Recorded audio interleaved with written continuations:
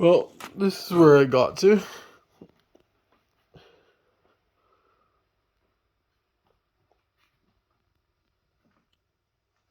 Obviously it's not done, just needs to be tempered and finished off. But the frame center of mass is not right now, but this is a good way. Anyways, if you guys actually like this kind of thing, I'll make more videos and show you the actual build and film it actually flying.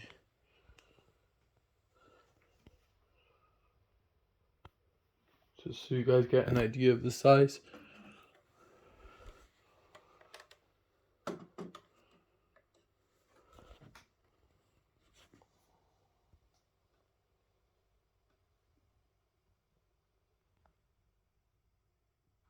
The 60-inch wingspan.